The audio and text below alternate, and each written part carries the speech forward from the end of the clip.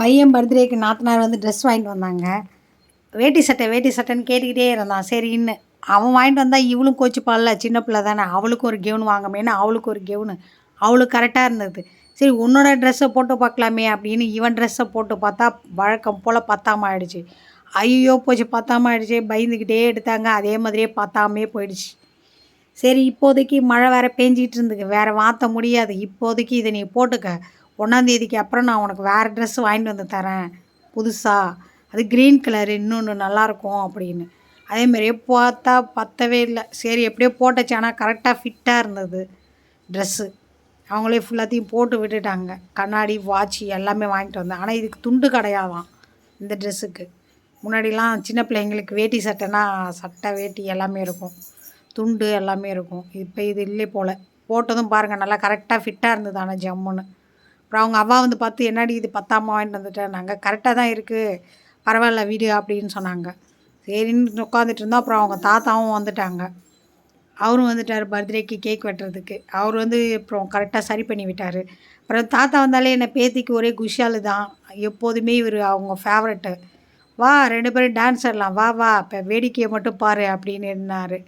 சரின்னு கூப்பிட்டது இவ்வளோ நேரம் அவங்க அவ்வா கூப்பிட்டாங்க, வா வா வா வான்னு வரவே இல்லை. தாத்தா வந்து கூப்பிட்டதும் டக்குன்னு வந்து நின்று டான்ஸ் ஆடிக்கிட்டு நின்றுட்டு இருந்தது. சரி வீட்டுக்காரர் போயிட்டு சித்தியை கூட்டிகிட்டு வர வரைக்கும் என்டர்டெயின்மெண்ட்டுக்காக ஏதோ ஆடிக்கிட்டு போட்டுமே, டிவியில் அப்படி வந்தது சாங்கு ஆடிக்கிட்டு இருந்தது. இவர் வந்து என்னையும் பொண்டாட்டி ஃபோட்டோ எடுறான்னு சொல்லிட்டு அவரும் உட்காந்துருந்தார் மாமனார். அவங்க 2 பேரும். ஆனால் அவன் எடுக்கவே இல்லை. ஏன்டா எங்களை எடுக்க மாட்ற, உங்கள் அத்தையவே எடுக்கிறேன்னாங்க. அவங்க அத்தை எடுத்துக்கிட்டு இருந்தான்.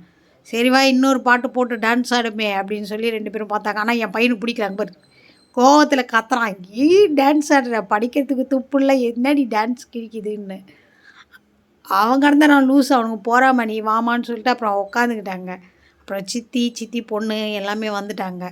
அவங்களாம் உட்காந்ததுக்கப்புறம் வந்ததும் ஹாப்பி பர்த்டே சொன்னாங்க. அப்புறம் அவங்கள கொண்டு வந்து விட்டுட்டு போயிட்டு கேக் வந்து வாங்கிட்டு வந்தாங்க. எப்போதுமே பிளாக் ஃபாரஸ்ட்டு தானே இருக்குது, சரி இந்த தடவை கொஞ்சம் ஸ்ட்ராபெரி வாங்கிட்டு வரலாமே அப்படின்னு சொல்லிட்டு போய் ஸ்ட்ராபெரி கேக் வாங்கிட்டு வந்தாங்க. ஆனால் வாங்காதன்னு சொன்னேன்.